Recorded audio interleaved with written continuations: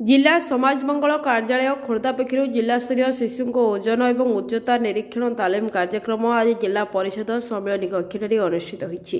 ए कार्यक्रम में माननीय मंत्री और विधायकगण अध्यक्षा जिला परिषद जिलापाल और विभाग अधिकारी मैंने योगदान देते। खोर्धारू सूर्यकांत दलाईଙ୍କ रिपोर्ट ओडिशा डिजिटाल।